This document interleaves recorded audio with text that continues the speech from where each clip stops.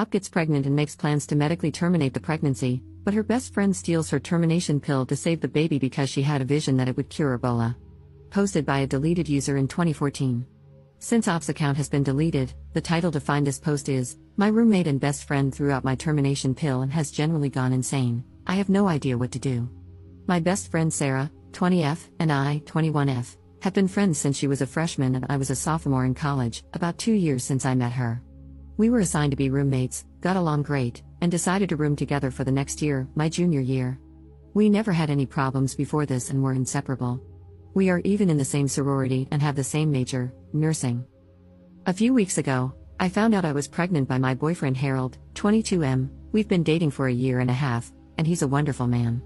We discussed what to do and decided that termination was the best choice for both of us.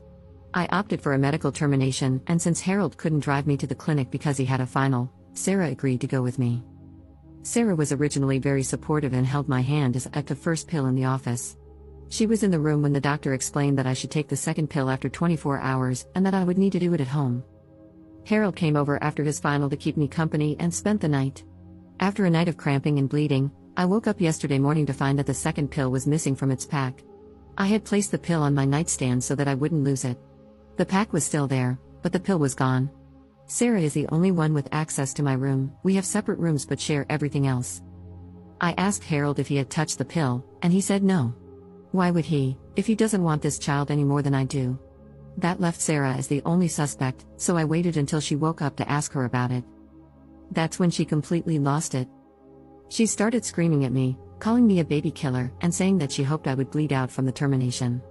Then she told me that she had a dream my child would grow up to cure Ebola. I am absolutely serious, and that she threw away my pill to protect my child, along with the extra birth control packs I had gotten from the school nurse to last over the summer. She even took photos and uploaded them to Facebook with the caption, "Op is a baby-killing WHRE who can't keep her legs shut." Luckily, all of her friends and our sorority sisters instantly defended me and told her how crazy she was. Reddit, I'm stuck in the same room as her for all of our summer classes, which will last until July. We are in the same sorority, we'll have to see each other twice a week until I graduate. Is there anything I can do legally? Is what she posted online illegal? She is a nursing major in clinicals? I'm so effing confused. Edit. I've already gotten another pill. Edit 2. The sorority just texted me. The last meeting of the year will address Sarah's violation of the sorority's code of conduct. Apparently, this is not the first time it has happened. A majority vote will decide whether she's kicked out or not. Relevant comments. Commenter. Why haven't you reported her to the nursing board yet? Don't think about it, just do it. What if you were her patient? Op's response. I'd probably punch her in the face if I were her patient. The only reason I'm hesitant to report it to the nursing board is that I'm also a nursing student, and there might be significant backlash. Her actions have proven that she is incapable of keeping medical information private and unfit to be a nurse, so I might send it to the state board so that when she applies for her license, she will be denied. Update 2 days later. A lot of people ask me to update what happened, so here it is. The mods originally removed this update due to the 48-hour update rule, but enough people ask me to post this that I will, and then I can finally delete this account. I will try to make this as clear as possible, even though I'm typing it during a work break. Immediately after I posted on Reddit, many of you gave the same advice: report her to the nursing board, residence life, the nursing department at our college, the police, the sorority, and her parents. I decided to report her to all of the above while hiding at the sorority house. Early yesterday morning, Sarah made her Facebook post about me, and by lunchtime, my sorority sisters were texting me like mad. This was not the first time Sarah had shamed another sorority sister for having a termination, and that particular woman, we'll call her Emily, was one of the highest-ranking members. Emily was the one who called the meeting to have Sarah kicked out for breaching the code of conduct, treat all your sisters kindly, support one another, no gossiping, etc. Meanwhile, Residence Life was busy trying to contact Sarah's parents after I showed them her Facebook rants. After the sorority contacted Sarah, she flipped out again on Facebook and started ranting about how she wanted to die. The RA on duty, also one of my good friends, decided to speak to her to see if they could help. At this point, it was clear to everyone that Sarah was not in a good mental state, as she was screaming at the RA through the door crack. Sarah refused to open the door, so the RA escalated the situation, and no one saw Sarah again until the sorority meeting. The sorority meeting. At the meeting, everything seemed okay. Sarah was the last to arrive. She simply took her seat and acted normal. It was eerie to see her gushing over everyone just hours after her outburst. Only about half of the sorority was present, but the president decided to proceed regardless. It took just 2 minutes for us to vote unanimously to kick her out. Emily sat next to me the whole time. To put it mildly, Sarah did not take this well. She turned bright red, spit on the ground in front of Emily and me, and ran out of the room screaming. We called campus police on her as she left. After the meeting, Sarah returned to our dorm room. The Reese Life administrator tried to speak to her, but she refused to answer the door for over 20 minutes. They had to call the police to break it down because she was holding the handle from the inside, preventing them from unlocking it. When the police entered, they found the dorm destroyed. All the furniture had been smashed, or scratched if it was too heavy, the carpets were covered in food from the refrigerator, and she had painted random swear words on the wall in what appeared to be blood, though she had no visible scratches, so who knows where it came from.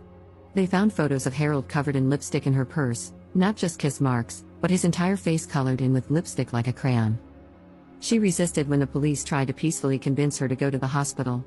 Sarah was taken in for a psychiatric evaluation and charged. I'm not sure of the exact charges, but I know they included unlawful possession of prescription medication since they found my pills in her purse, with my name on the labels. She is still in the hospital today undergoing evaluation. The hospital. Sarah and I were both interns at the hospital that operates the pregnancy clinic.